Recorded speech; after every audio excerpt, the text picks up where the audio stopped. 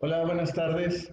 Estamos aquí desde el Café Safronia transmitiendo esta charla bipolar con la pareja de escritores que hoy nos acompañan, Eva Karen, de aquí de la ciudad de León, y Cristian García, que nos visita desde Saltillo por parte del Seminario Amparán.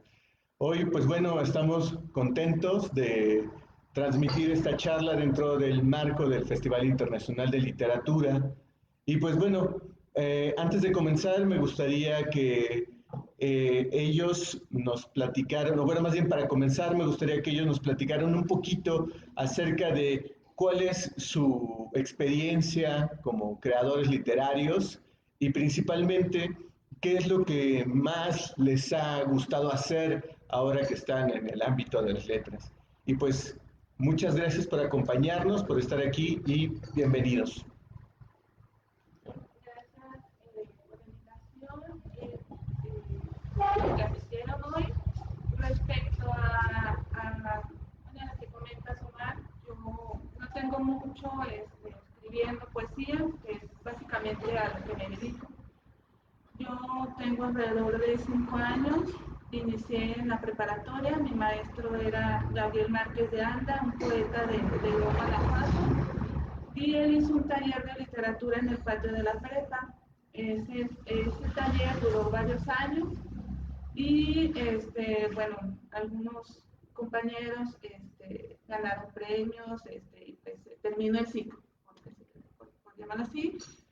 Y bueno, me dediqué a mi hijo, seguía escribiendo, seguía leyendo y luego asistí al taller de Eduardo Padilla, otro poeta de León, y ahí duré también como unos 2, 3 años y iba y luego me desaparecía y luego me establecí por otro periodo y bueno, otra vez pues se terminó el ciclo, bueno, ahorita ya no estoy yendo porque mi trabajo es muy demandante, pero igual sigo leyendo, sigo escribiendo, no, nunca he intentado hacer o escribir cuentos ni novelas, me late más experimentar en el género del ensayo, el ensayo literario, y ahí tengo mis bocetos. No podría decir yo que ya están terminados o que los voy a preparar para un concurso. Realmente yo siempre, en mi experiencia ahora, yo siempre he estado escribiendo con becas o sin becas, con premios y sin premios. Y bueno, todos los días y me levanto muy temprano a las 6 de la mañana, a veces leyendo, a veces porque soñé algo, a veces escribiendo, a veces nada más mirando el techo. O a prepararme el desayuno. No tengo como un ritual muy disciplinado como tal. Yo creo que mi disciplina solamente radicaría en leer y escribir diario, no sé a qué hora, pero lo tengo que hacer, ya sea al principio o al final del día. Bien. Eso a veces creo que a muchas personas les inquieta, ¿no? Saber cuándo voy a escribir, a qué hora, si tengo que tener un horario, si tengo que tener un ritual. Y bueno, hay personas que, como tú nos comentas ahorita, pues no tienen un horario específico o voy a poner música a las 6 de la tarde, voy a preparar mi té. No, o sea, es a la hora que sea, pero todos los días, ¿no? Eso me parece que es importante porque creo que la constancia es una de las cosas más difíciles en general en la vida, pero para escribir todavía es más difícil. Gracias. Cristian. Yo soy Cristian y yo comencé a escribir, digamos, profesionalmente cuando entré al taller de Julián Hayward, al Seminario de Literatura Francisco José Amparán, que también inició hace 5 años y que ahorita pues ya va por su quinto aniversario, ¿no? Entonces, hemos tenido diversas etapas que se han ido cerrando de distintas maneras. Digamos, la primera fue el taller presencial que constaba de 2 horas teóricas y 2 horas prácticas. Entonces, Julián nos daba la teoría y a partir de ahí teníamos que estar en friega, ¿no? Escribir un texto en esas 2 horas y a tallerear. Pero además nos dejaba siempre una tarea, ¿no? Pues tiene que escribir esto, tiene que escribir tanto. Y luego pasamos a otra etapa que era cuando se acabó el apoyo gubernamental porque fue auspiciado por la Secretaría de Cultura de Coahuila durante 2 años. Cuando se terminó, nos seguimos juntando para tallerear textos, o sea, los textos que habíamos escrito, los libros que estábamos trabajando en la casa de Julián. Entonces, a partir de ahí comenzó la segunda parte. Y ahora estamos en un rollo medio extraño en el que ya estamos como ampliando más bien el trabajo del seminario hacia otros lados. En mi caso, digo, no sé si tenga una disciplina, pero sí tengo que estar trabajando, y más bien, digo, escribiendo diario porque trabajo en un periódico. Entonces tengo que estar sacando la nota diario, tengo que estar pensando en cómo va a salir esa nota, en cómo estructurarla, cuál va a ser la información que voy a elegir. Y que en cierto sentido sí me ha ayudado a escribir, pero creo que también a veces como tener que escribir tanto todos los días y de una u otra manera por obligación, que a veces ya llego a mi casa y es como, güey, o sea, no quiero estar frente a la laptop, no quiero estar en el papel escribiendo, forzándome más. Entonces, a veces sí, digamos, yo sí me guío así como a veces por rush, o sea, así por emociones de adrenalina, y a veces estoy escribiendo mucho y a veces hay días que no escribo nada, ¿no? Y yo sí me enfoco más a la narrativa, digo, no es que no me guste la poesía, pero la escribo muy mal, ¿no?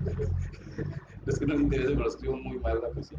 Entonces siempre me he enfocado en la narrativa y desde hace poco tiempo también he tenido así como una atracción muy fuerte con el ensayo, porque hace poco leí una entrevista de Benjamín Labatut, acorde de un libro que acaba de publicar que se llama Un verdor terrible, que es un libro precioso, en el que decía que en cierto sentido el ensayo es el far west de la literatura, ¿no? Es el que puedes llevar ya hasta los últimos límites, el que falta por explorar.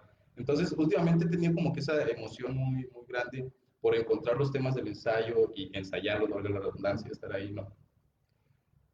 Y creo que en ocasiones cuando me he planeado tener así como que una rutina, una disciplina por escribir, siempre me falla. O sea, lo intento así como que mucho y digo, ok, ya llegué a mi casa, voy a prender la laptop, bla, bla, bla. Pero siempre termina pasando algo que me lo impide, ¿no? Y en esa ocasión estoy así como que más de, ok, pues en el trayecto de mi trabajo, digo, en mi casa al trabajo, es cuando empiezo a sacar notas, es algo que he estado haciendo mucho y creo que me ha estado brindando buenos resultados. Pero creo que también es como una cosa de empezar a buscar tus formas de trabajar, ¿no? Y digo, también deslindarte un poquito como que de esa presión de tener una disciplina a fuerzas y como empezar a buscar estas cositas que de una u otra manera te van a guiar hacia lo que te gusta y cómo te gusta trabajar. Creo que ahí es donde te vas dando cuenta. Que de hecho hace poco en el grupo de Facebook del seminario, Julián puso una serie de preguntas que hablaban precisamente sobre cómo estábamos escribiendo, qué era lo que hacíamos en estos momentos, sobre qué tema estamos trabajando precisamente en el ámbito de la pandemia. Y creo que muchos hicimos, o sea, muchos de los miembros del seminario, hicimos como que este autoanálisis y hemos estado descubriendo a partir de ahí las formas en las que trabajamos, ¿no? Y que de una u otra manera también se vieron como que muy afectadas por este encierro. En esto que han comentado, hay un tema en común que mencionan los dos, que es el asunto del taller. Entonces, yo creo que los talleres tienen una finalidad específica de acuerdo a cada uno de los coordinadores del taller, pero cuando asistimos nosotros como escritores al trabajo del taller, llegamos regularmente con algunas expectativas, ¿no? Me gustaría que nos compartieran su primera experiencia en un taller. Pues era con alguien, era muy gracioso y temeroso porque este, entre los compañeros nos calificábamos los poemas. Ay, te doy un 8, te pongo un 10 y, por ejemplo, Saxi ponía caritas y emojis, ahora ya serían de emojis. Este, y era muy gracioso, pero también eran bastante duros, pues no nos guardamos absolutamente nada, no se iba ninguna coma, o reflexiones, siempre había algo, en tu poema jamás te podías ir con un 10, y Gabriel era muy relax, ¿no? O sea, él era de los que ustedes dense, ¿no? Yo voy a ser el mediador y pues acaba acá sus notas bien profundas y bien filosóficas y en esas notas siempre había una recomendación literaria, ¿no? ¿no? Ay, tu poema se asemeja, no sé, al ensayo del diablo de Giovanni Papini, ¿no? O tú vas por esta vertiente, ¿no? Pero nos dejaba como en un salón de clases a que nos enseñáramos todo. Y era muy divertido. Por ejemplo, en el caso de Lalo, yo decía, o sea, que como yo sí llegué intimidada, porque decía, no, pues yo ya vengo de un taller, un press, y los chavos no eran, mis amigos no eran así, o sea, rudos, o sea, ahí no era la carnicería, era todo lo contrario. Entonces, yo me tuve que adaptar a ese sistema, ¿no? De taller que trabajaba Lalo. Por ejemplo, en ese taller, pues, yo me acostumbré, no, yo aprendí a ver la televisión porque yo ni siquiera tenía una en la casa. Entonces yo los escuchaba siempre a ellos que hablaban de series y que ya viste esta serie y me quedaba literal como, ¿eh? No, pues no. Y yo veo esta película y ellos son bastante visuales, traen mucho ese rollo y yo me tuve que adaptar también a esa situación. Y bueno, pues ha sido una grata experiencia en los dos talleres la que yo he pasado. ¿Y recuerdas específicamente si la primera vez que llevaste un texto, cómo te sentiste? Pues, ¿O alguna muy de las primeras? pues yo me sentía, tengo que aguantar vara porque no, tampoco se les iba nada, o sea, coma no va, así, Lalo disecciona tu poema, lee palabra por palabra y así. Y el resto era igual, y me acuerdo que las primeras veces que salí sí fue así como un rollo de wow, ¿no? Aquí no es entre todos los que nos tundimos, sino también el maestro. Estuvo así, estuvo muy padre, fue muy divertido. Qué padre. En el caso del seminario, hay una cita que Julián siempre menciona y que de hecho viene en su epílogo que hizo para la primera antología del seminario, es para acá, que tiene una frase que me gusta mucho y que dice,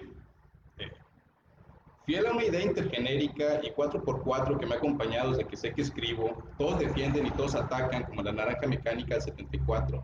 Trabajé cada uno de los módulos con todos los asistentes del seminario sin importar si la especialidad de la que ellos aspiraban era la poesía, la narrativa, el ensayo. Entonces creo que el rollo era que como que no sabíamos muy bien a qué le tirábamos, ¿no? Íbamos como que demasiado verdes, demasiado ignorantes y con una alta estima. O sea, la primera vez que yo llegué con un texto, y creo que es algo que le pasa, si no a todos, a la gran mayoría de los que iniciamos en un taller, es llegar con tu texto y decir, no, pues a mí me gustó y está bien chingón y todo, y de repente empieza la lectura de tus compañeros y de tu coordinador, y es como, tache, chingues, y empiezan a cortarte tu texto, y te vas haciendo chiquito, ¿no? Pero el rollo es como que aguantar vara, como decía Eva, y a partir de ahí, digamos, como que ir forjando esa, como que esa coraza para aguantar las críticas, que al final de cuentas, o sea, pues no son malas, también tienes que saber eso, o tienes que ir agarrando la idea de que son críticas de tus compañeros que lo están haciendo para que tu texto sea mejor y que tú mejores como escritor. Entonces yo creo que la primera gran experiencia que me dejó el taller fue el de la humildad, o sea, yo llevé, el primer cuento que yo llevé trataba sobre una relación entre dos personas que llegaban a un departamento y todo el rollo. Y era así como una cosa muy minimalista, ¿no? Entonces Julián me dice, güey, dice, en tu texto nada más el vato está atacando a la morra. Dice, o sea, ¿cómo vas a tejer esas relaciones si no pones a hablar a la morra? Así como, pues es que el vato es el que está sufriendo. Sí, güey, o sea, deshazte todas esas cosas y empieza a trabajar, y empieza a imaginar a la morra, ¿no? A la mujer que también tiene voz. Y creo que a partir de ahí es cuando empiezas a ver que escribir no es nada más como poner una palabra tras palabra y tejer una historia, ¿no? O sea, hay todo un fondo detrás que tiene que concordar y tienes que empezar a amarrarte y a saber por dónde tiene que ir tu texto. Entonces, digo, si eran las sesiones de tallereo, eran muy rudas y eran muy interesantes, pero siempre eran así como que muy cariñosas, ¿no? O sea, eran muy fuertes, a veces era así como, pues mira, esta madre me gustó, esta me hace ruido, como siempre dicen, el clásico. Y de repente era como, o sea, cuando te chuleaban una frase, ¿no? Dicen, esta frase está súper padre y está bien puesta ahí, era así como que, ok, bueno, ya tengo algo, ¿no? O sea, sé que no voy errando el camino. Entonces creo que, digo, mi primera experiencia sí fue así como, pues un poquito como que bajarme del pedestal que yo me tenía, ¿no? Porque, o sea, yo sí llegué así con, ok, mi texto está chido, digo, tampoco era como que quiera, está, sí, pero sí decía, ok, mi texto está chido, me gusta, pero ya te critican y es así como, pues va, ¿no? A lo que sigue, vamos a seguir. Entonces ese texto lo estuve tallereando. Bueno, en algún momento lo dejé porque dije, ok, creo que con esto ya no puedo hacer nada más. Y creo que también hay una cosita de saber hasta dónde soltar las cosas, ¿no? Porque como decía, creo que Julián también lo dijo una vez, dijo, un texto o se publica o lo tiras, ¿no? Y creo que también es como que aprender a saber ese tipo de cosas y decir, ok, creo que con esto no va, pues mejor voy a empezar a trabajar estas otras cosas y a partir de ahí ver las herramientas que tienes que te hacen fuerte y que hicieron fuerte tu texto o que lo hicieron débil. Claro. Y bueno, eso que comentan tiene que ver con un aspecto que me parece sumamente interesante, que es el lado humano de la creación literaria, ¿no? O sea, yo me puedo creer lo que sea, puedo suponer mil cosas, puedo asumir que mi texto es maravilloso, pero cuando se enfrenta al mundo real, que es el de los lectores, es cuando entonces ahora sí que el ideal o ese halo mágico que tenemos o que creemos tener los escritores más bien, desaparece y nos convertimos en simples mortales que se equivocan, que ponen comas donde no van, que se exceden de gerundios, que un montón de cosas, ¿no? Y bueno, me gustaría que ahora, retomando esta idea de lector, nos comentaran en qué momento ustedes se asumen como lectores, como lectora, y en qué momento deciden dar ese paso a ya no solo ser quien recibe, sino de ahora también crear. O sea, ¿en qué momento, si fue consciente o no? O sea, ¿cómo fue esa transición de descubrirse primero como una persona que le gusta la literatura, consumir la literatura, y luego dar ese salto a la creación literaria? Yo creo que es como que algo muy natural, ¿no? O sea, yo creo que a todos los lectores que son como que lectores así muy arraigados, yo creo que sí en algún momento les empieza esta espinita por querer contar, ¿no? Por querer decir algo, por querer explorar esa razón. En mi caso, creo que tiene que ver con la primera vez que leí a Edgar Allan Poe, tenía como 8 años y en la escuela me encontré un libro y leí El corazón del actor. Luego leí la Máscara Roja y dije, güey, o sea, yo quiero hacer esto, ¿no? O sea, en ese momento yo sí dije, ok, yo quiero contar así. Te pasaron cosas y poco a poco, digo, me fui guiando hacia el camino de la literatura, estudié letras españolas y en algún momento sí dije, ok, es lo que quiero hacer, ¿no? O sea, realmente es lo que quiero yo dedicarme, querer escribir. Pero creo que también está esta otra idea de que a veces es mucho mejor que te cuenten las cosas a tú contarlas. O sea, a mí me encanta leer un buen cuento, un buen texto y decir, ok, ya con eso no necesito nada más, ¿no? Pero la otra parte de esa idea creo que es, quiero que alguien me cuente la historia que yo quiero. Y como nadie la ha contado, pues tengo que contarla yo, ¿no? Entonces ahí es donde tiene que salir, digo, más bien es de donde sale esa parte por querer ser escritor, por querer ser un contador de historias, sea en el medio que sea, y querer decir, pues va, ¿no? O sea, presentarla al lector y también que, o sea, querer sentir la emoción de que alguien va a leer tus letras y quizá va a sentir lo que tú sentiste cuando leíste a alguien más. Creo que digo, mi idea va por eso. En mi caso, bueno, sería a partir de la admiración que uno tiene cuando lee a algún autor, alguna autora, y te mimetizas y quieres escribir como esa persona y quieres crear de la misma manera. Por ejemplo, a mí me pasó con Fernando Pessoa, ¿no? Me pasa con Dorothy Parker, ¿no? Que tiene ese humor ácido que me fascina y que toca temas que tocaba temas en su tiempo como la maternidad, de la homosexualidad y de la mujer que trabaja, etcétera, y que ahora se tocan, pero ella en su tiempo lo hacía y no había muchas mujeres que lo hacían. Y a mí se me impregnó mucho ese juego poético, pues, ¿no? De querer hacer lo mismo, sin que suene a Dorothy Parker. Este, es difícil porque uno se enamora, uno se encariña con esos autores y los quiere replicar, y es ahí donde entra la parte creativa, ¿no?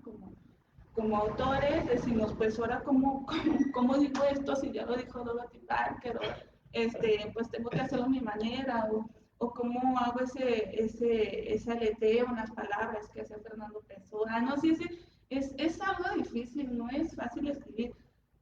Yo nunca, por ejemplo, tuve ejercicios de mi infancia de llevar un diario. De hecho, a mí me parecen bastante cursis los diarios, pero yo nunca hice eso, ¿no? O sea, que era la niña que traía diarios, mis papás nunca me llevaron al teatro, ni hicieron nada por mí, nada por mí. Yo tuve que abrirme camino yo sola, y fui en la prepa donde me encontré un maestro que hablaba maravillas y hermosuras sobre poetas y filósofos, y ahí me enganché. Y bueno, y creo que esa sería la manera en la que una hace esos ejercicios, se vuelve escritora. Ahí sí difiero un poquito con Iván, de que uno quiere que alguien crea las historias que yo quiero escuchar. A mí me pasaría al revés, ¿no? O sea, a mí me las cuentan y yo me enamoro y quiero escribirlas. Bien, eso me lleva a pensar en que al final, ahorita ustedes mencionaban autores, escritoras que de alguna manera han influido en ustedes, y creo que en la literatura siempre es inevitable la influencia de alguien, ¿no? Algunos referentes, alguien a quien, como ustedes mencionaban, alguien a quien yo le quiero copiar. Actualmente yo tengo la idea de que es algo que se va transformando, ¿no? En algún momento tuvimos la ilusión, a lo mejor, de Allan Poe, de Pessoa, que pueden ser autores que en el inicio nos sorprenden y queremos imitar, pero a veces también se va transformando eso, y yo creo que con el tiempo vamos tomando otros asideros, ¿no? ¿Quiénes serían ahora estos referentes que ustedes tienen, al menos en este momento, que digan, yo creo que este autor o esta escritora son a quienes yo quiero seguir en esa línea? A lo mejor no en cuanto a las cuestiones o los recursos estéticos, a lo mejor sí, a lo mejor en cuanto a los temas. ¿A quiénes serían a quienes ustedes están siguiendo en este momento? Yo, bueno, siempre en los autores que tengo en mi buró serían, pues Pessoa. Siempre ojeo el libro del desasosiego, aunque esté feliz, aunque lo desee, siempre lo tengo que leer. Ya está por una necesidad, ¿no? Es como un alimento del día. A Dorothy Parker me encanta, me encanta, me encanta. Siempre estoy releyendo, haciendo relecturas de sus cuentos y de un libro de poemas, Los Poemas Perdidos, que sacó, que le publicó por ahí una editorial, no recuerdo el nombre. Ahora estoy con Eli Bartra porque abandoné a Simón de Beauvoir. Y que me disculpe, pero la verdad es que no pude avanzar después de las 50 y tantas páginas. No pude, pero, pero tampoco soy muy intransigente con las lecturas. Sí me gusta volver. Y creo que, bueno, debe haber por ahí más. Ahorita mi mala memoria no me deja, pero pues Dorothy, Fernando Pessoa, Eli Bartra, he estado leyendo a Giovanni Papini, ay, no me puedo acordar de más, de momento esos serían los que traigo ahorita en la cabeza. Bien, bien. Yo, en mi caso, digo, yo creo que siempre defino así como mi bagaje como un bote de basura, ¿no? Porque como que cae de todo un poquito. Entonces, por ejemplo, a veces puedo tener a un clásico y de repente tengo a la cosa más pop, más fea del mundo, ¿no? O sea, totalmente. Pero, digo, mi escritor favorito y al que yo siempre he aspirado a ser así como que hacer una obra de ese calado es William Faulkner, ¿no? O sea, la primera vez que leía a William Faulkner tenía 15 años y comencé con El Ruido de la Furia. Me voló la cabeza, o sea, no sabía qué estaba pasando, no, lo leía y decía, ¿qué carajo, no? O sea, la primera parte de Benji, o sea, ¿qué está pasando aquí? No lo entendía. Y creo que eso fue precisamente lo que me motivó a terminar el libro y decir, ok, voy a entender esta cosa. Y, o sea, he leído el libro como 4 veces y sigo sin entender muchas cosas, ¿no?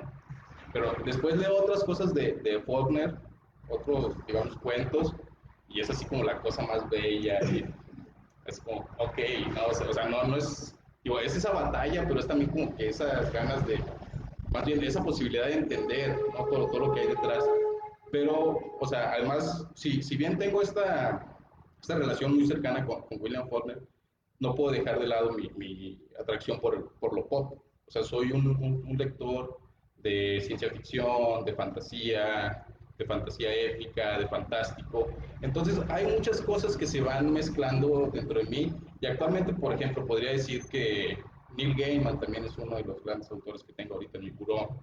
Como mencionaba al principio, he tenido como que esta atracción por el ensayo últimamente y he estado leyendo mucho a Elliot Weinberger, a Benjamin Labatut, eh, a Guy Davenport, o sea, todos estos autores que han, digamos, como que ejercido el trabajo del ensayo así plenamente, son muchos de los que he estado leyendo últimamente, pero como digo, no sé si podría decir como que definir los autores que sí quisiera imitar. Ah, bueno, Álvaro Lizama, un escritor chileno, ¿no? Creo que él es el escritor que actualmente, yo quisiera decir, digo, lo comencé a leer también gracias al seminario, gracias a Julián, y el vato es como que toda esta mezcla de lo pop, lo bizarro, las cosas extrañas, pero aún así sumamente reales y muy perturbadoras en cierto sentido. Y tiene una prosa así bellísima, es casi un poeta de prosa. O sea, es así como que mi escritor favorito actualmente, ¿no? O sea, no podría decir otra cosa. Mircea Cartarescu también es otro de los autores que tengo ahí de cajón actualmente. ¿Qué otro podría decir? No, es que sí, digo, últimamente sí han estado ahí como que mezclándose muy fuerte. Y además como en mi trabajo tengo que estar leyendo, digamos, como que las novedades editoriales también. Por ejemplo, Emiliano Mon, que también es otro de los autores que yo creo que podrían actualmente ser así como parte de mi bandera actual. Pero sí, creo que es como que esas cosas, digo, en mi caso, las lecturas son comenzar con un libro que quizá no me gusta, pero que me gustan cosas de estas, y me llevan a estos otros autores, y a partir de ahí empiezo como que a escarbar y a encontrar estas líneas, ¿no? Que muchas veces ni siquiera son cercanas a los otros, pero que yo encuentro una relación y digo, ok, aquí voy a este, ¿no? A Paul Bowles también por un proyecto que traemos en el seminario acerca de Paul y Jane Bowles, la pareja de escritores, también es otro que he descubierto, a él no lo había leído, y cuando comencé a leer sus cuentos también me volaron así la cabeza y dije, ok, es espectacular, ¿no? Y creo que también es un autor que ahorita sí estoy trabajando precisamente por el proyecto con pluma y papel, ¿no? Más allá de la lectura, sí estoy haciendo como un análisis de sus temas, de su estilo, de todo esto, y que de una u otra manera creo que sí van a influir en mí y que sí voy a tomar estas notas y a partir de ahí, digamos, comenzar a tejer también una voz o un estilo a partir de este. Excelente. Bien, pues, ¿les parece si nos leen algo de su obra? Nos gustaría que nos compartieran algo para que también las personas que nos están escuchando, que nos acompañan aquí, pues conozcan algo de su trabajo, ¿no? ¿Late? Sí, yo, bueno, voy a leer eh, unos poemas que publiqué en Gimcana, en la antología que se publicó con Eduardo Padilla. Este,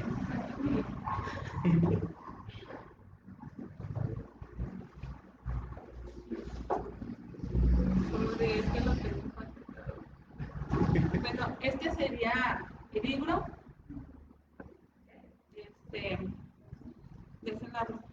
Si quieres uno abierto, Ah, sí. ¿quieres uno abierto ya? A ver.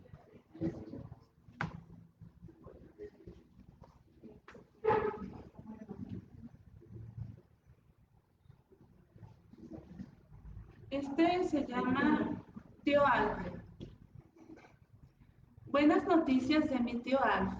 Con 70 años cumplidos, había olvidado predecir el clima. 70 años beodo escribiendo poemas artificiales. Su voz enlutada adornaba pasillos nocturnos de su cabeza, pero un día se perdió diseccionando arañas. Fue gracioso verlo con la mano roja molestando a nuestros vecinos. Parece un bailarín tonto y vanidoso atravesando los focos paranoides. En su ausencia, ningún fantasma vino con su aire glacial a molestarme. Partes de la bruma se esparcieron entre paredes sinuosas y hasta ahora, en el edificio lacraniento donde vivo y donde espero pacientemente, se convirtió en una cabeza gélida gigantesca. A veces, ya helada del pensamiento, los rayos del sol inscriben sus huellas sobre mi suéter rayado. Me duele la frente, las cuerdas vocales se tensan, los viejos continentes desaparecen y mi amor circundante también.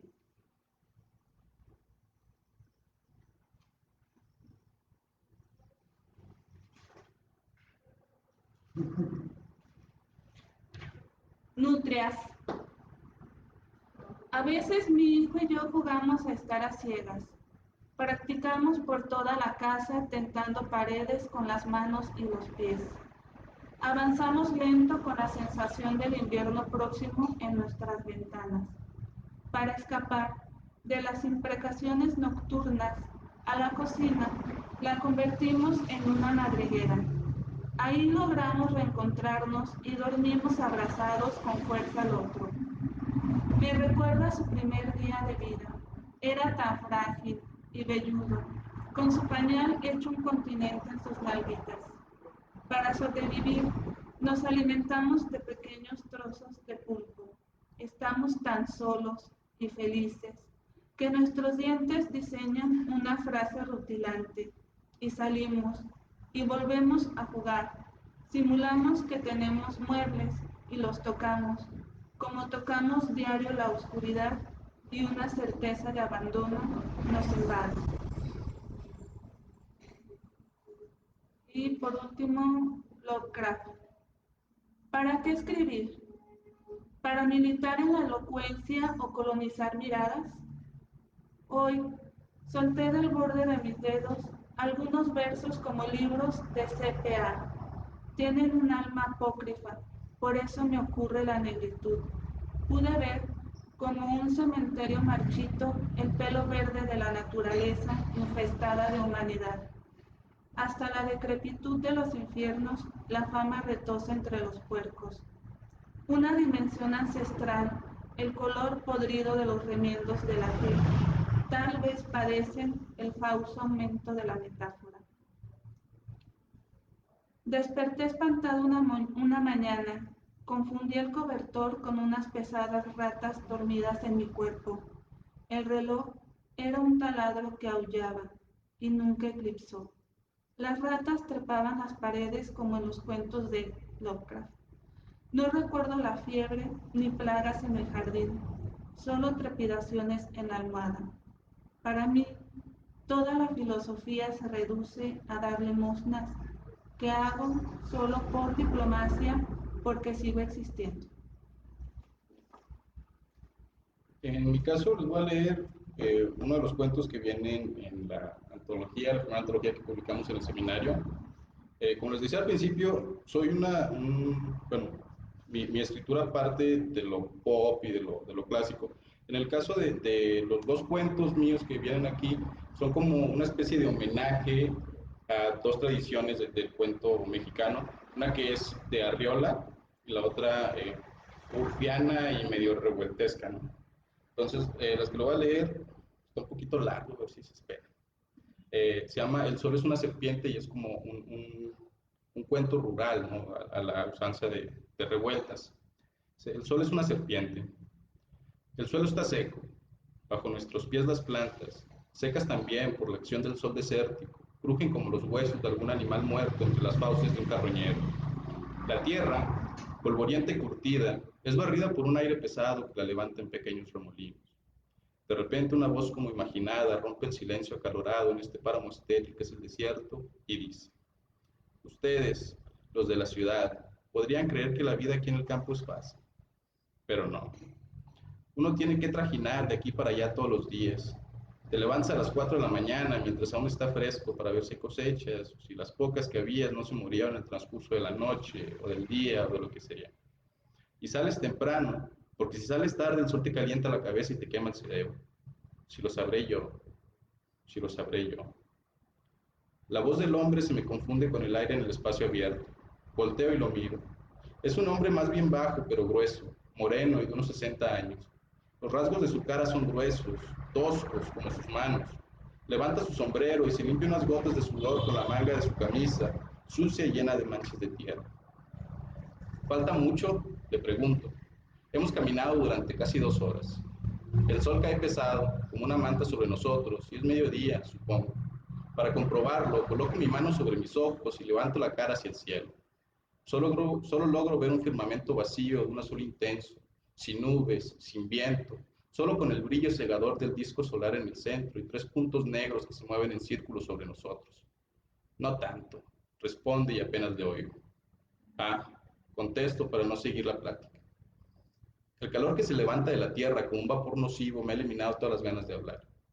Siento mi cara llena de sudor, las gotas resbalando y evaporándose. Jadeo por la sequedad de mi boca y toso un poco. Siento que mis pies hierven dentro de mis zapatos negros. Pues yo le digo que ya estaríamos en la casa, pero cómo se tardó usted, hombre. Vea que tengo aquí desde que amaneció, me dice Benicio, así que volteo a verlo. Más gotas de sudor perlan su cara y resbalan en ella. Su cara es morena y dura, como el suelo que pisa. Sus arrugas me recuerdan a las estrellas de una montaña o unos ríos secos. Disculpe, don Benicio, pero tenía que hablar unas cosas con el alcalde. Cosas importantes para ayudarles a usted y a su gente. Créanme, les va a hacer muy bien. Se llama reforma agraria. La propuso el presidente Lázaro Cárdenas.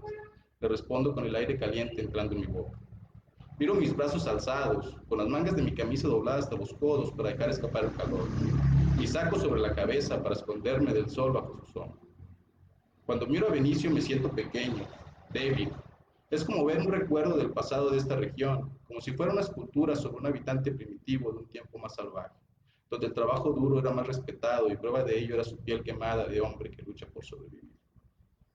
Sí, yo lo entiendo, pero ya ve cómo está el sol y el calor a estas horas.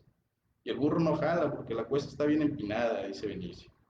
Mientras caminamos, bajo el sol rabioso me comenta que ya van varias veces que el gobierno les dice que nos va a ayudar. Solo nos joden más, le gusta repetir.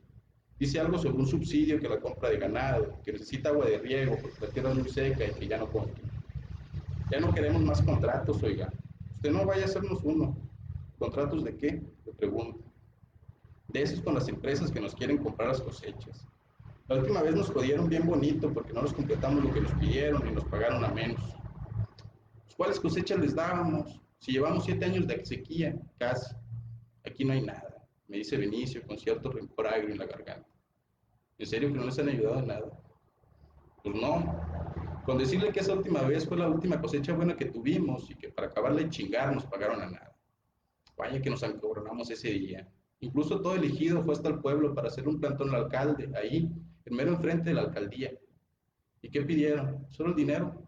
No, qué va, no. No caminamos tanto para nada. Les exigimos el dinero, las cosechas y un doctor. Porque verá que no tenemos un doctor allá. Aquí cuando la gente se enferma, se muere por eso. Mi hijo se murió ese mismo día al regresar del pueblo. Lo mató este mendigo solo. Mientras sube la cuesta, da un paso en falso y lo miro trastabillar a causa de una piedra suelta. Por precaución me aferro a una planta de gobernadora y pienso en la suerte de esta gente. Vamos a mitad del cerro. Me detengo y miro el páramo que dejamos atrás. En el horizonte, una hilera de cerros se dibuja para dividir la tierra y el cielo. Me viene a la cabeza una ciudad amurallada que protege esta tierra de la humedad y de la lluvia del exterior. De la vida. Vieja Jericó sin esperanza, pienso. Y ya sobre el campo, ¿cuáles son los problemas que tienen? Le pregunto con la sensación de labios agrietados. El problema es que aquí casi no llueve. Los pocos animalitos que teníamos se murieron porque no tenían nada que tomar. Pero eso ya no importa porque ya están muertos. Así que lo peor son las milpas. Están secas, ya no dan plantas. Y las pocas que dan se quiebran cuando los agarra de tan secas que están. Y la tierra que está cocida, quemada. Sabrá Dios qué le pasa a la tierra. Se detiene y se agacha. Arranca un pedazo de tierra dura, casi afilada. Esa tierra que dañaría a cualquier mano, excepto aquella tan acostumbrada a su manejo y al trabajo duro. Levanta el paño y lo pone frente a mí.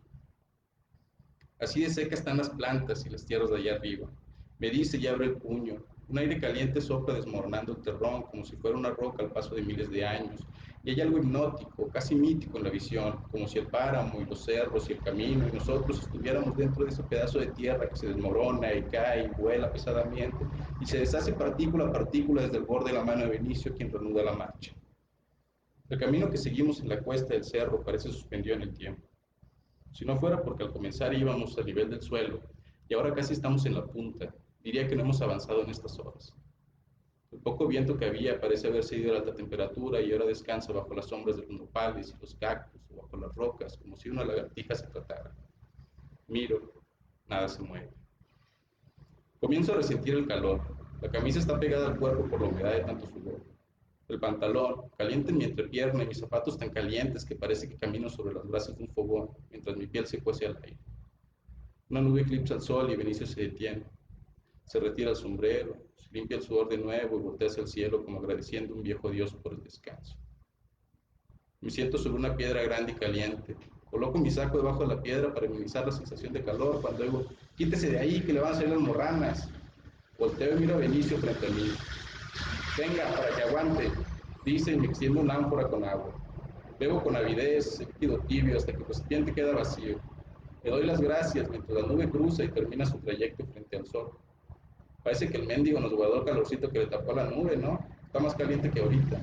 Me dice mientras se abanica con su sombrero. Ándele, que ya nos falta poco. Espere un poco. Estoy cansado. Me siento mal. Le digo con una voz rasposa, como si fuera arena frotada sobre roca. Intento levantarme y siento mi respiración agitada y mi pulso acelerado. Una sensación febril me recorre el cuerpo y la cabeza me da vueltas. Por un momento pienso que nos atrapó uno de esos remolinos que el viento formaba a lo lejos mientras caminábamos. Miro a Benicio y le digo algo inteligible. Él hace un gesto de no entenderme, pestañeo cegado por la luz solar. Cuando abro los ojos lo veo venir hacia mí con un paso dinámico y poderoso.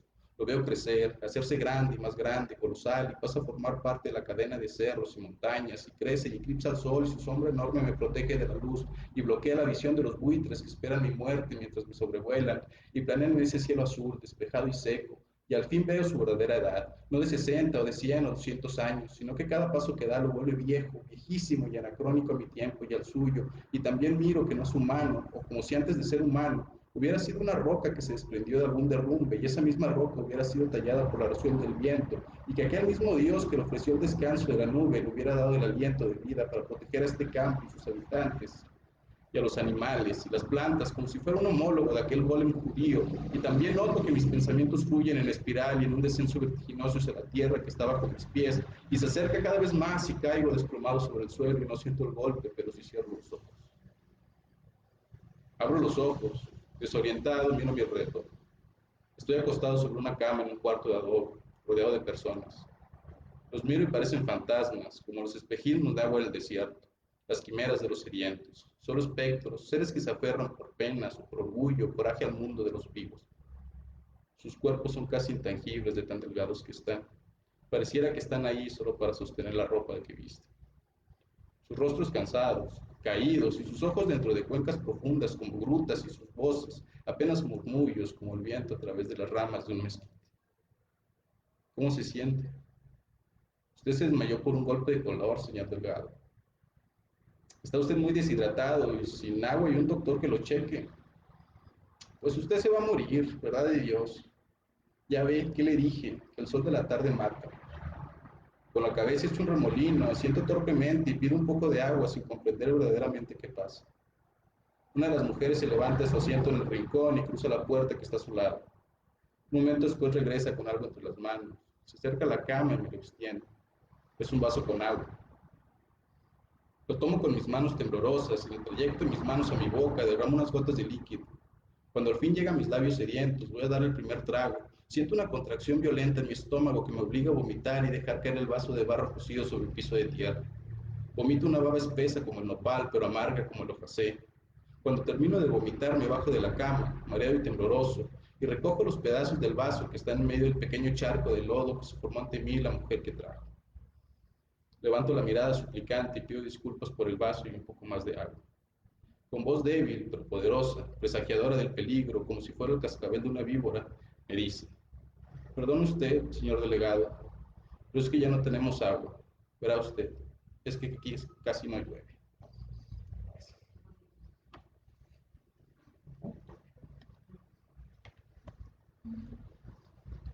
Bien, pues muchas gracias, Eva, muchas gracias, Cristian, por compartirnos estos fragmentos o estas partes de su obra. Eh, Creo que una de las inquietudes constantes que nos surgen al estar escribiendo siempre es qué va a pensar la gente cuando lo lea, ¿no? ¿Qué nos va a decir? ¿Qué nos va a comentar? Y bueno, aprovechando que tenemos un público pequeño en esta ocasión, quisiera saber si hay alguna pregunta, alguna cosa que quisieran comentarles ahora que están aquí, a quienes nos acompañan desde la virtualidad de sus casas. También si quieren comentarnos algo, hacer alguna pregunta, este sería un momento ideal para que nos hicieran, nos compartieran sus dudas, sus comentarios. No sé si alguien quisiera preguntar algo de quienes están aquí. La primera pregunta se lleva el libro. Ahí está.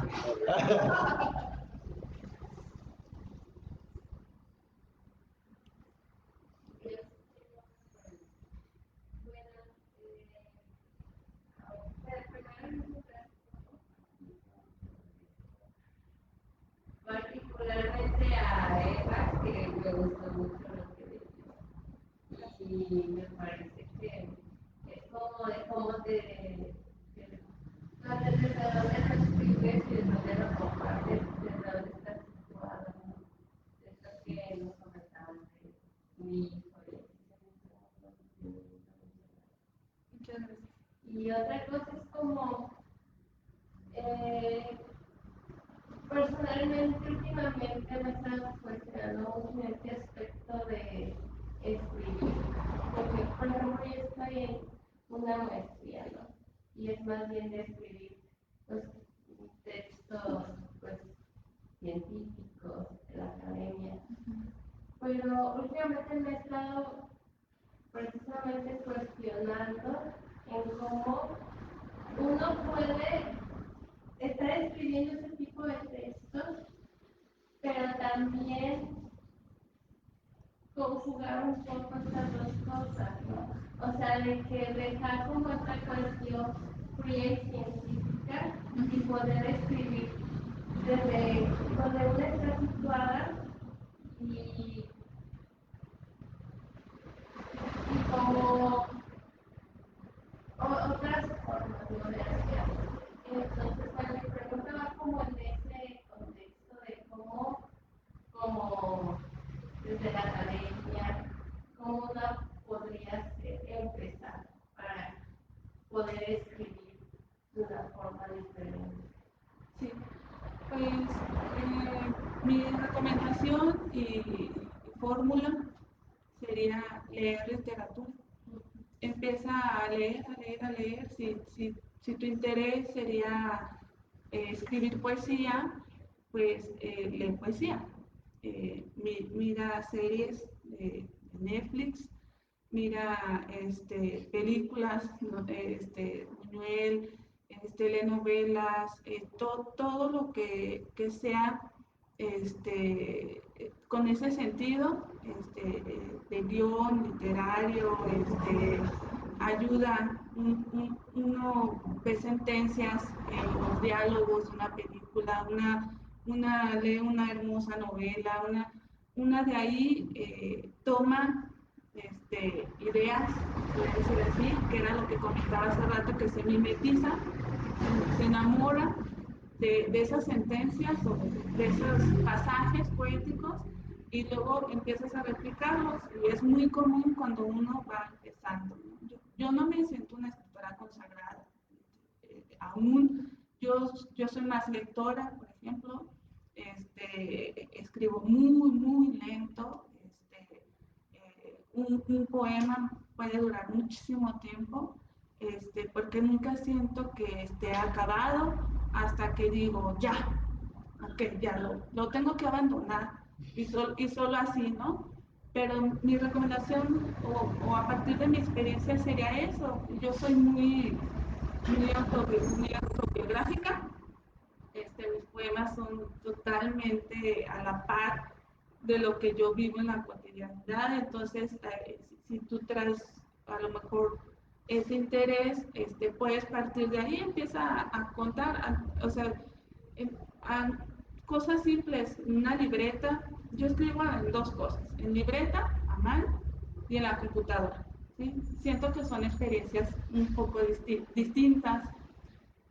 Por ejemplo, en mi caso, en la libreta me desenvuelvo más, ¿no? Es donde, de donde yo suelto más ideas, porque voy corrigiendo textual, o sea, como más todo. Y en la computadora sí lo siento diferente, ¿no? O sea, sí siento que no hacen ese ejercicio al 100% sobre una idea, ¿no? Pero sería eso, empezar a leer literatura. La mía va para Cristian. La, bueno, entiendo que la escribir narrativa pues, es muy distinto de la poesía. Yo intento también escribir narrativa. La pregunta es, cuando escuché tu cuento y es de muy largo aliento, ¿cómo consigues el efecto para, bueno, para empezar, cómo logras hacerlo? ¿Cómo logras mantener durante tanto tiempo el tenerlo? Si lo mantienes. Porque, no sé, yo cuando escribo, mis cuentos son muy breves. Entonces, la pregunta es, ¿cómo haces eso? ¿Cómo logras mantener durante tanto tiempo el aliento escribiendo? Digo, es una cuestión, creo más que nada de técnica. Hay recursos estilísticos y técnicos que te ayudan, digamos, como que a seguir creando esta especie de bucle para seguir manteniendo la atención del lector, ¿no? O sea, está el leitmotiv, la repetición de palabras, por ejemplo, ¿no? El mismo ritmo, creo que es lo que se están. Entonces, al interiorizar, digamos, como que al checar los cuentos y desarmarlos en cierto sentido, puedes ver cuáles son los leitmotivs, que son las ciertas cosas que repiten a lo largo del texto y que a partir de ahí, digamos, en la mente del lector, pues va haciendo como que esta resonancia, ¿no? Entonces inconscientemente estás como que buscando esa nueva repetición, esa cosa que va a regresar. En el caso de este cuento, en cierto sentido, es como que la tierra como tal, o sea, los pedazos de tierra que van regresando, de cómo va transformándose el hombre dentro de la mente del personaje, cómo va tomando esta imagen como de estatua de golem, y que comienza a partir, digamos, de la primera descripción de la tierra, ¿no? Al utilizar la tierra, cada vez que la palabra va regresándose, es como empieza tú mismo, o más bien tu cuento, a atrapar al lector. Creo que también es una cosa bastante rara porque mis textos últimamente han tendido a la brevedad. O sea, he estado leyendo, por ejemplo, a Georges Perec, un escritor francés, que tiene, digo, él principalmente era novelista, entonces no, sus obras son de largo aliento, pero los juegos internos técnicos de su prosa, de su obra, me interesan mucho como trasladarlos a la brevedad, ¿no? A ver esto. Y creo que también es un rollo como de tener bien masticado ahora sí una historia que puedas alargar. Creo que hay historias que se prestan para hacer como estampas que también me gustan muchísimo. O sea, me gusta así como que buscar la idea, la imagen perfecta y que calcen dos párrafos, ¿no? O sea, me gusta muchísimo, pero también eso también tiene que ver con las dos tradiciones de las que yo bebo, digamos. O sea, en cierto sentido, este cuento está muy influenciado también por William Faulkner. Lo que intenté hacer en este cuento fue más que nada replicar la prosa faulkneriana. Es una prosa serpenteante que va y que viene en el tiempo y que regresa a las cosas que ya se habían dicho y que vuelven a tomar otro matiz a lo largo de eso, según el ritmo que le da el lector, el mismo personaje. Entonces, eso fue como que lo que intenté replicar en este cuento. Y en otros textos, por ejemplo, digo, me gusta más la imagen. Tengo uno aquí que es muy cortito, si quieren se los leo, que es de un proyecto que estoy trabajando y que es un libro de cuentos de zombies. Entonces, mi idea no es tanto como que hacer esta cosa de, ok, vamos a centrarnos en los personajes, en cómo se mantienen entre ellos, sino es como que ver la periferia de lo que sucede en una ciudad ambientada en zombies, ¿no? Porque, o sea, todos nos centramos en los seres humanos, en los pocos que quedan, en la metáfora de que ahora ya son los muertos, ¿sabe qué? Pero, o sea, suceden mil cosas detrás. En mi caso, están como que en Saltillo hay una plaza en la que hay muchas urracas. Entonces, este cuentito se me ocurrió ahí y se llama Palomas. Dice, las urracas son aves inteligentes, no tanto como los grandes cuervos del norte, pero sí más que las estúpidas palomas. Son tan inteligentes que lograron desplazar los pajarracos grises de su puesto social. Las urracas son ahora las reinas de la ciudad, las verdaderas ratas con alas. Esto es así porque aprendieron, por ejemplo, que los humanos ya no eran los seres que dominaban el nuevo mundo. Vieron, con sus ojos oscuros, que, al igual que lo hicieron ellas con las palomas, seres más terribles nos habían reemplazado como dueños de la tierra. Atraídas por el hedor de esos cuerpos verdes, conformaron parvadas enormes que sobrevolaban los amplios cielos de la capital coahuilense. También eran intrépidas, aves negras que se posaban sobre los cuerpos inertes de los lentos come carne. Ellos se volvían presas rencorosas de los picos puntiagudos de las aves, un trocito de carne en la mejilla, el labio, el cuello, los ojos, un manjar putrefacto, un premio a la evolución, una medalla a su adaptabilidad. Ahora, después de llevar 2 semanas en esta plaza, lo comprendo. Así que no puedo quejarme cuando siento que un par de patas negras se han posado sobre mi cabeza y un pico entra en mi boca y me arranca la lengua. Pues digo, lo que intento es como que traspolar las dos cosas que busco. Por ejemplo, en mis cuentos largos siempre busco mucho la prosa wagneriana. Es la verdadera prosa que a mí me gusta, ¿no? O sea, no me gusta tanto el aspecto minimalístico en un cuento de largo aliento. Yo sí prefiero que la prosa vaya y dé un rodeo y regrese nuevamente, pero siempre atendiéndome, digo, a los recursos técnicos que van a ayudar a que el lector mantenga la atención, porque si no, pues también es muy difícil que alguien esté leyendo nuevamente la misma frase y siga leyendo el cuento. Digo, en el caso de los cuentos cortos, es más como que buscar esta imagen bonita, o sea, no bonita, pero la imagen perfecta, y terminar con un flachazo que le dé como que la vuelta a la cosa, ¿no? O sea, que es muy usual en las profesiones, por ejemplo. Pero es más que nada recursos técnicos que están ahí como que en cada cuento que puedes leer. O sea, si agarras un cuento y te pones a escarbarle con lápiz, todo, vas a encontrar estos recursos que te van a ayudar como que a seguir atrapando al lector. Espero que te haya ayudado. Sí, para los dos, yo quiero saber si ustedes tienen como, hay algún fenómeno que ustedes persigan dentro de su obra, algo que quieran lograr con cada uno de sus textos, porque a lo mejor no con cada uno de sus textos, pero de manera global que quieran llegar a mostrar algo o a generar un sentimiento en particular o no sé, descubrir algo. ¿Hay algún fenómeno que sea su motor para escribir? Digo, en mi caso es lo que ya había dicho al principio, que es que entregar un texto y pensar que quizá el lector que lo va a leer va a sentir lo mismo que yo sentí cuando leí por primera vez a Edgar Allan Poe, o cuando leí por primera vez a Calvin y Hobbes, o cuando leí por primera vez a William Faulkner, ¿no? O sea, sí busco así como que así busco darle un chingazo al lector, la verdad, en muchos sentidos, ¿no? O sea, creo que no podría definir, ok, va a ser como que algo intelectual, ¿no?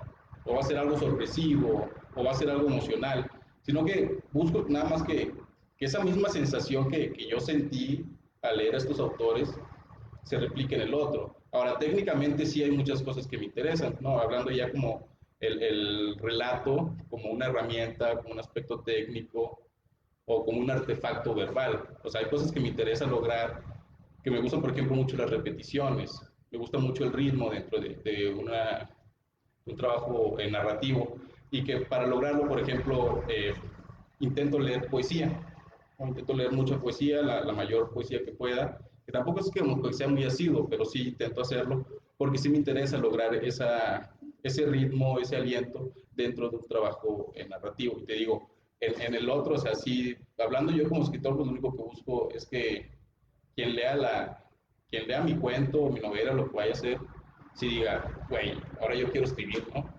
O sea, creo que es lo único, tal vez es muy ambicioso, pero yo creo que se logra. Preguntar una cosa. Yo siento, por ejemplo, en tu relato, que estás haciendo una denuncia social, pero no como un panfleto, sino estás mostrando, digamos, y utilizas mucho a Pedro Páramo, a revueltas de la desolación de los campesinos y de la tierra que se están muriendo como moscas, ¿no? Pero no lo dices, sino lo muestras a través de lo que estás diciendo, ¿no? Y con lo de las urracas yo digo que es la muerte igual, pero en moderno, ¿no? Bueno, sí, digo, una de las banderas del seminario, que creo que también es como una de las banderas de toda la literatura que está haciendo es el muéstrame, güey, no me cuentes, ¿no? Exacto. Digo, o sea, muéstrame qué es lo que está pasando, o sea, si me dices esto, pues me voy a aburrir, digo, eso también va acorde a la pregunta que tú decías, o sea, buscar la misma prosa, el mismo cuento, te muestre la imagen, o sea, sin todas las palabras, sin toda la verborrea que puede exceder, o sea, eso es mucho más profundo que el sencillamente que alguien te esté hablando así, el menso, ¿no?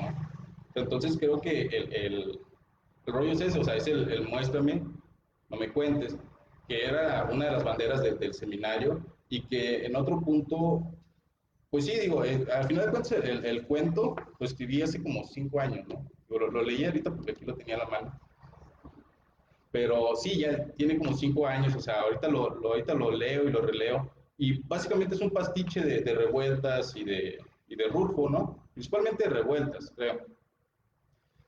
Eh, pero, digo, también eso tenía que ver, por ejemplo, con respecto a las influencias.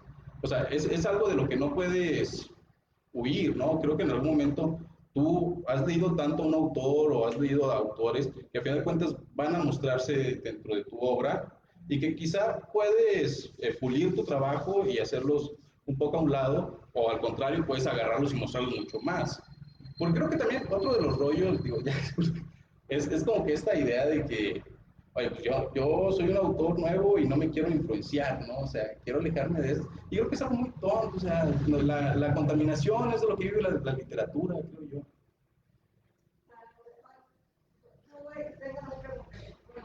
¿Cómo puedes definir tu estilo? Y otra, o sea, las repeticiones que haces, bueno, me gustó mucho tu cuento, tu historia, y haces repeticiones y están justificadas, y dices que, bueno, para ti es válido, ¿no? Te gusta hacer las repeticiones. ¿Crees que sean parte de tu estilo? Yo, pues un poquito sí, digo, yo no sé si podría definir mi estilo, creo que, no me acuerdo qué crítico fue el que dijo que para definir el estilo de un escritor se necesitan 5 libros, ¿no? Por lo menos. Yo por ahorita no tengo ni uno, estoy trabajando, pero no sé si, digo, yo no sé si podría definir mi estilo, sé algunos elementos que le calzan dentro de, ¿no? O sea, por ejemplo, las mezclas entre lo pop y lo clásico, entre lo mainstream, me gustan las estéticas feas, porque pues, soy un fanático de las películas de Godzilla, porque me gusta mucho cómo toda esa decadencia se convierte en algo bellísimo cuando lo ves en la pantalla. Me gusta el universo que crea Star Wars, ¿no? Las cosas míticas me fascinan.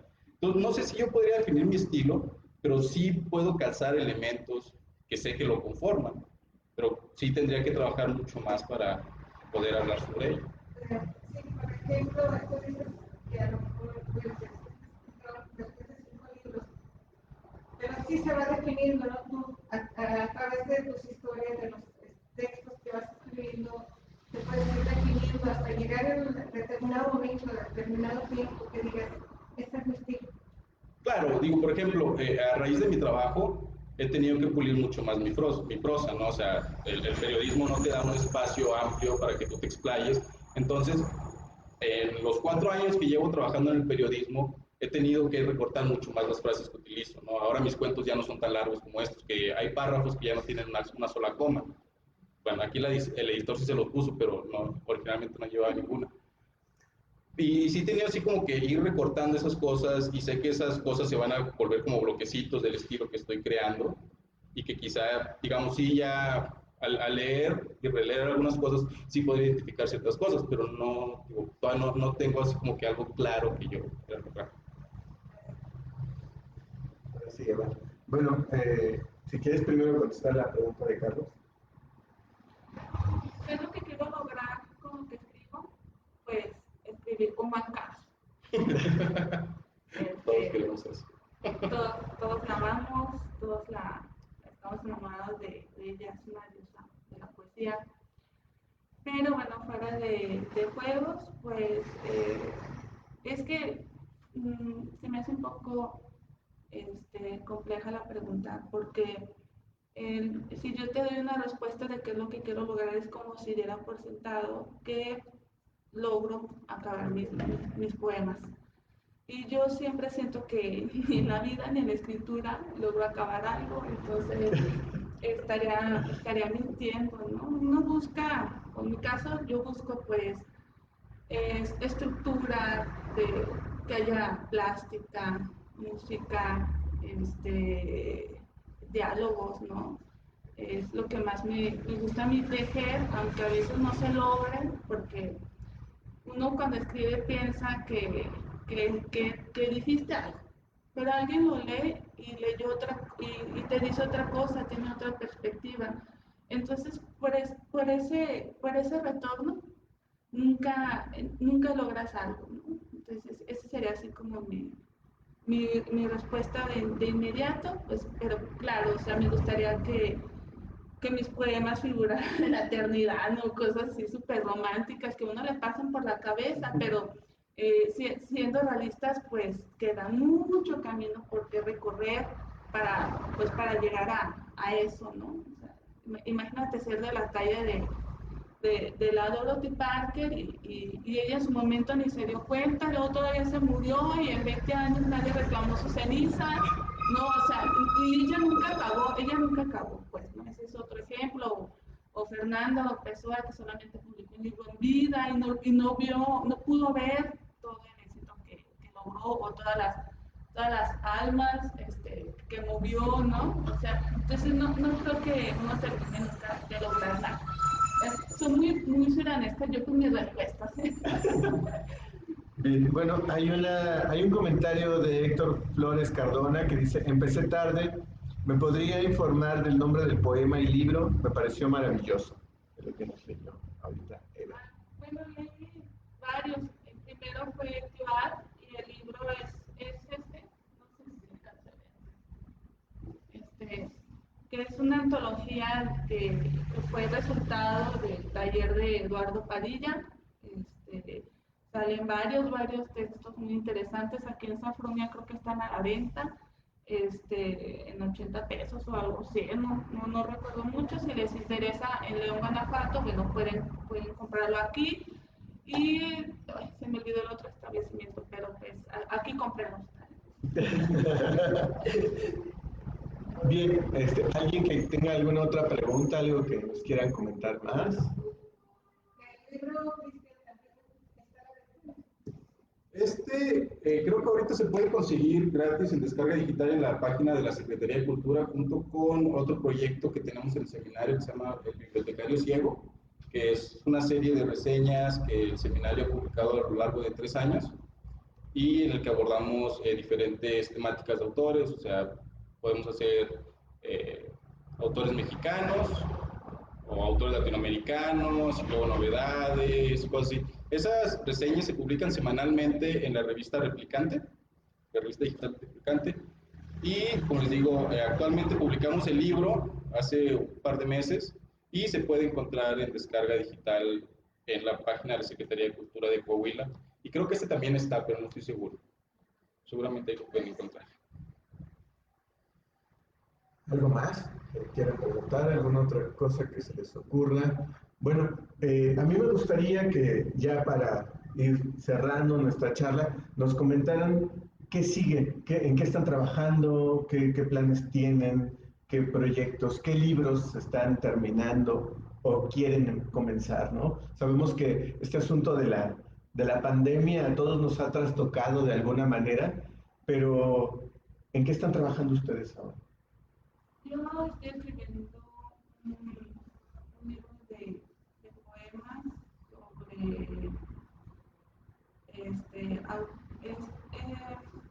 bueno, tengo como 5 años leyendo a puras autoras.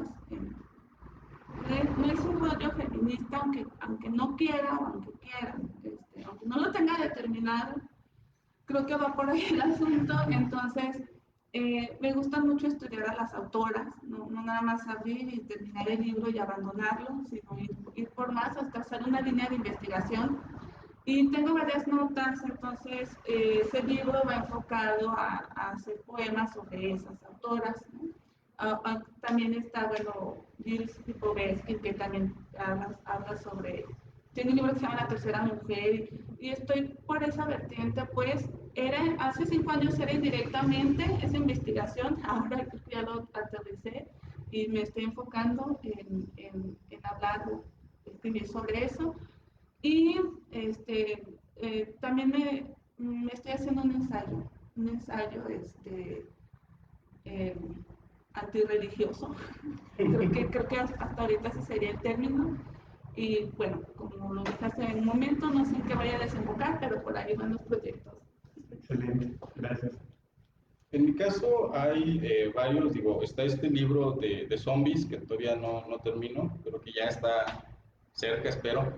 Se llama Saltillo es un cadáver, pues consta de 4, es que todo sucede en Saltillo, pues, un Saltillo bardeado, ahora sí. Entonces son como 4 narraciones largas, así son 4 narraciones largas y muchas estampitas, son como 20 estampitas de estas chiquitas que leí, que abordan la periferia. Este es uno, el otro es una serie de relatos que sí tengo la intención de que sean bastante largos, por lo menos 20 cuartillas, y que cada uno, o más bien la temática como que el libro en general, son, son famosos, a los que les pasan cosas muy raras, ¿no? O sea, tengo uno que se llama Tenía Marilyn 6 dedos en los pies, y que tiene que ver con eso. Uno tiene que ver con José José y su cuerpo encontrado en Florida, cosas así. Entonces, ese es uno. Y por otra parte, estoy trabajando junto con el seminario. Este es un proyecto colectivo que tenemos, que es el que ya les mencioné, que es el de los Bows, en el que estamos trabajando una serie de ensayos también, como de 15 cuartillas, entre varios autores. Creo que son 18, si no me equivoco. Ahí, discúlpenme si no es. Somos académicos, periodistas, lectores, que estamos trabajando en torno a la obra de esta pareja de escritores, de Paul y Jane Bowles. Y bueno, les hago la invitación también porque este proyecto, al ser colectivo, tiene varias vertientes, ¿no? O sea, con el hashtag los Bowles pueden publicar cosas que tienen que ver con los Bowles y se puede crear una dinámica muy interesante. Entonces, lo que estamos buscando como que atraer a la gente a este proyecto, mientras estas otras personas estamos trabajando en estos ensayos como tal. Y creo que ya es básicamente eso. Tengo algunos proyectitos de crónicas, pero no me han salido así como quiero. Entonces creo que más o menos estos son los que ya tengo más vistos. Excelente. Pues bueno, agradecemos mucho que nos hayan acompañado. Les invitamos a que sigan las actividades del festival. Bueno, tenemos hoy ya la última actividad, que es la charla de clausura que vamos a tener con Luis Humberto Croswhite, hoy a las 6 de la tarde. Ojalá que también nos puedan seguir en nuestra página de Facebook, del Festival Internacional de Literatura. Y les hacemos dos invitaciones también. Tenemos la próxima semana un taller de poesía con el maestro Ernesto Lumbreras, que será el próximo miércoles, jueves y viernes, de 6 a 8 de la noche. El costo es de 600 pesos y la verdad es una ganga porque es un excelente escritor y un increíble tallerista. Entonces, ojalá que también, si les interesa la poesía, se inscriban y aprovechen esta oportunidad. Y por otro lado, también les invitamos a participar en la rifa de un paquete de 3 libros. Bueno, en realidad son 3 paquetes de 3 libros que estamos rifando para gestionar este festival. Les recordamos que es un festival autogestivo. Estos 3 libros, bueno, son uno de escritor León Plasencia Añol, su novela que se llama La música del fin del mundo. La otra novela es La noche del cuecillo, del escritor Alejandro García, y el tercer libro es uno mío que se acaba de publicar, que se llama No piensas en elefantes rosas. Entonces, los 3 libros se los pueden llevar por 100 pesos. Es muy fácil la dinámica. En nuestra página de Facebook aparece ahí el número de cuenta al que pueden depositar. Nos mandan una foto del depósito y les vamos diciendo los números que tenemos todavía disponibles para que puedan adquirir sus números para la rifa. Ojalá que nos puedan apoyar y que nos acompañen también hoy en la charla con Luis Humberto Crossway a las 6 de la tarde. Gracias a Safronia, a Cristian por venir desde Saltillo hasta acá, a los integrantes del seminario Amparán y a Eva Karen por acompañarnos el día de hoy. Muchas gracias. Hasta luego. Gracias.